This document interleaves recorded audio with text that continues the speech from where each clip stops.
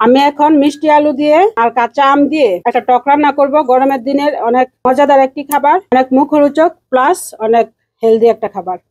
তৃপ্তি সহকারে আপনি দুইটা ভাত খাইতে পারবেন গরমের দিনে। চুলাতে পাতিল বসিয়ে দিয়েছি, পানিটা শুকালে তারপর আমি দিয়ে দিব তেল।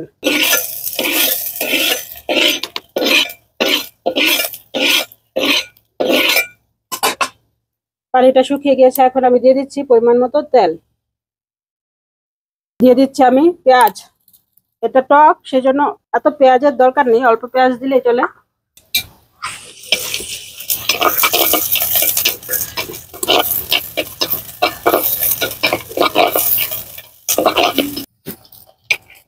দিয়ে দিচ্ছি আমি লবণ, দিয়ে দিচ্ছি আমি পরিমাণ মতো হলুদ, অল্প একটু মরিচের গুঁড়া, দিব আমি অল্প একটু পানি।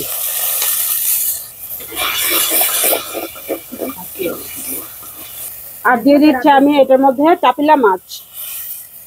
আমি আজকে চাপিলা মাছ দিয়ে টকটা রান্না করব।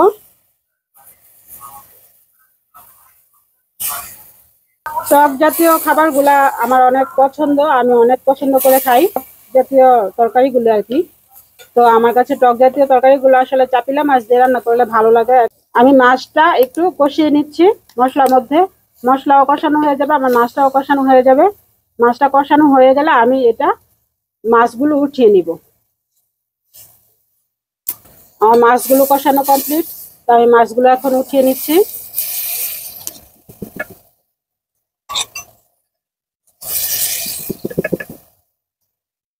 আমাকে আলুটা একটু কষাতে হবে, সেই জন্য আমি এই মাছগুলো উঠিয়ে নিচ্ছি। এখন আমি দিয়ে দিচ্ছি মিষ্টি আলুগুলো। মিষ্টি আলু বা লম্বা আলু, যে নামে ডাকে। আলুটা আমি একটু কষিয়ে নিব এই মশলার মধ্যে। আমার আলুটা কষানো কমপ্লিট, তো এখন আমি দিয়ে দিব পরিমাণ মতো ঝোল।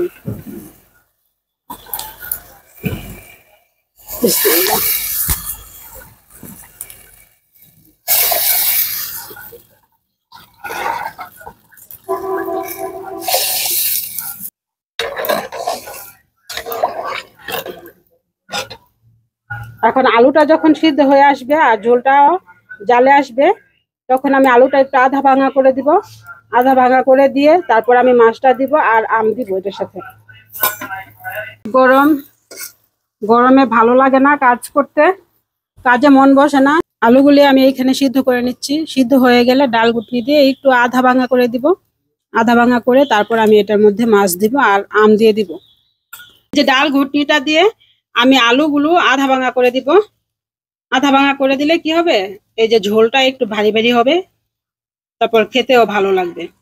আপনারা গরমের দিনে এই যে এখন আর কি এই সিজনে আপনারা এইরকম এই যে আলু দিয়ে কাঁচা আম দিয়ে টক রান্না করে খেতে পারেন, অনেক মজা। যারা টক লাভার আর কি, টকের তরকারিগুলো পছন্দ করেন, তারা কিন্তু এইভাবে রান্না করে খেতে পারেন অনায়াসে। ঠিক আছে, এই যে দেখেন, এই যে ভাঙা ভাঙা হয়েছে আলুগুলো, আমি ভেঙে দিয়েছি। এখন আমি দিয়ে দিব এটাতে মাছগুলো। তারপর হচ্ছে এই যে এরকম আধা ভাঙা করব ডাল ঘুটনি দিয়ে, সেই জন্য আমি মাছগুলো কষিয়ে তারপর উঠিয়ে রেখেছিলাম, যেগুলো এখন আমি দিয়ে দিচ্ছি। মাছগুলো দিয়ে তারপর দিয়ে দিব আমি এটাতে রসুন। এই যে এরকম আধা ছেঁচা রসুন, এরকম আধা ছেঁচা রসুন আমি টকের মধ্যে দেই।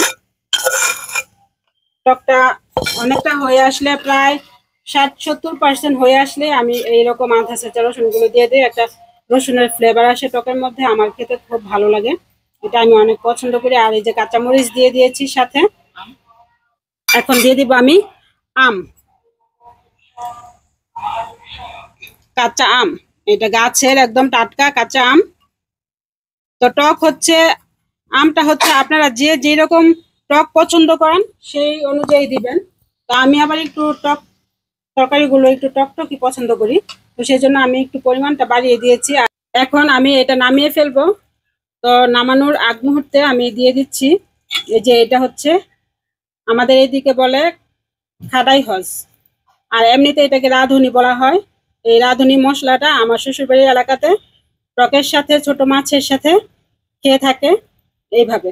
তো আমিও এই রাঁধুনিটা অনেক পছন্দ করি, এটার ফ্লেভারটা আমার অনেক পছন্দ। তো আমি এখন দিয়ে দিচ্ছি এটা। এই মশলাটা আমি কিন্তু বেটে নিয়েছি। অনেকে আছে ভেজে তারপর গুঁড়া করে বয়মে ভরে রেখে দেয়, তো মাছের সাথে দিয়ে তারপর রান্না করে। তো আমি বেটে দিতেই বেশি পছন্দ করি, বাটাটা ঘ্রাণটাই আমার কাছে বেশি ভালো লাগে। তো আমার এই যে টকটা কিন্তু হয়ে এসেছে, আমি এখন এই টকটা নামিয়ে নিব। এই যে টকটা আমার রেডি, আমি এখন নামিয়ে নিচ্ছি। এই যে দেখেন টকটার ঘনত্বটা,